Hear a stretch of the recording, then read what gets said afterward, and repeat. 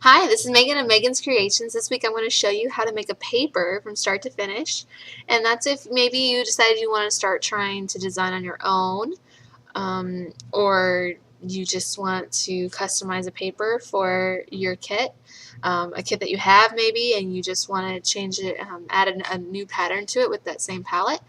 Whatever. I'm just going to show you the basic steps of how to make a paper. And so I have a paper pattern template that I'm going to be using, and then a paper texture. And this paper pattern that I have is from Wishing Well Creations.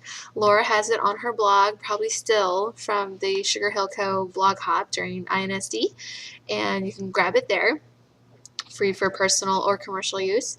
And then I have a paper texture that I have from Dream Big Designs Volume 8, and I really loved the wrinkle in it, so we're going to talk about how to make sure that wrinkle shows up great. So here is the paper pattern, and what you want to always do is start with the background, and I will go ahead and create a layer from background, and this is the only layer that I will encourage you to bucket fill, since it does cover the whole background anyways.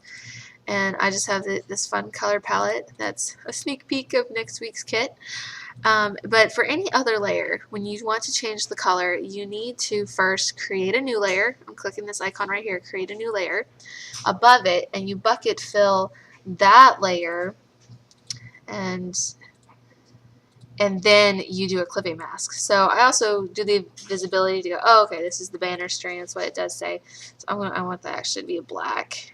Okay, and so we bucket fill the new layer we created, and then we go create clipping mask, and that's how you recolor anything. You don't want to ever just bucket fill the item.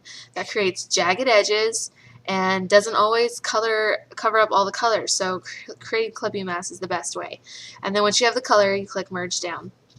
And so then you see that I did the invisibility going, okay, this is my light blue pennant, so I'm going to grab this blue I have, but since there's another blue, I'm going to make it a lighter. And if you ever get an error like this, what it's telling you is that the color has gone out of gamut. That when you try to print it, it's not going to really be true to that color. And if you click on the box, it'll take you to a similar color that it will print okay. But I was okay with where I was at. This color is fine, it's not out of gamut, and if I go this lighter color, it's still fine too. So bucket fill a new layer, create clipping mask, and merge down, just so we don't have a lot of layers here that we're dealing with. So you can choose a color palette that you want, or maybe you're drawing colors from your photos and you're making papers. Whoops, I just didn't follow my own advice there. So if you bucket fill and you miss the object, it's going to fill around it, not the object itself. And so that's the darker. I'm going to make that a yellow instead.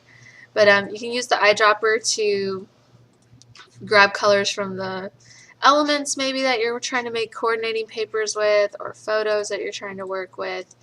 You know, use whatever color palette you want. And maybe that's where it was disappeared too. Anyways, I want to make that one orange. Okay, and almost done here. So just going through, changing all these colors over.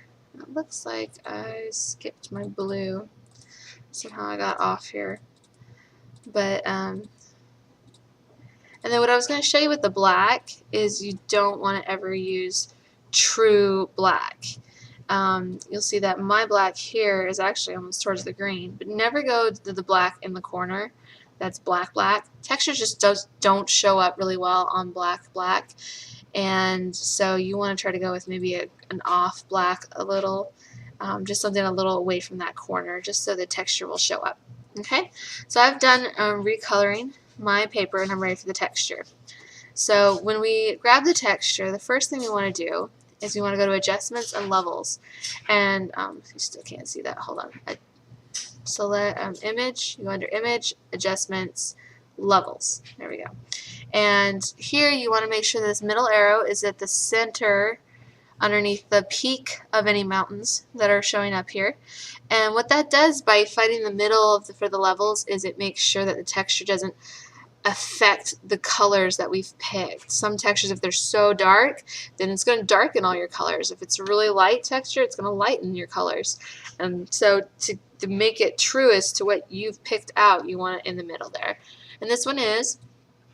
And so what I'm going to do is as I drag it onto this, I'm going to hold down the shift key as I drag the texture over. And what that does is make sure that the texture is centered in my document so that we don't zoom in and go, oh no, the textures didn't go to the edge. Alright, then I'll use several different blending options. The first one, of course, is overlay. But as you can tell, you can barely see that wrinkle. And so we're going to add some more overlays. Also, you zoom in, I can't really see the texture on the white. It is really hard, almost impossible for overlay to show texture on white colors. So let's duplicate our overlay, and I like to use soft light. Okay, and then to make that wrinkle show up, let's just zoom out real quick. To make that wrinkle really show up, linear light is awesome. So use linear light, and you see, boom, I can see that wrinkle now. It really shows the shadows and the lights right around that wrinkle. Now, sometimes I don't really like what linear light does to my whites, so if you want to, you could go ahead. I would maybe duplicate and then merge all these color layers together. So I'm duplicating it just in case I decide I want to change a color later. So I click on the first color here, the first pennant, and I hold the shift key as I click on the bottom layer, so that selects all the layers in between. And I'm going to right click, I'm going to say duplicate layers. And click OK, and that's going to make all the duplicated layers selected right now. So then while they're still selected, right click, merge layers. Okay, so that merged all of these pennants together, and so I'm going to right click and just clip the linear light layer to that merge layer, and then I'm going to go ahead and make those other layers, original layers, invisible.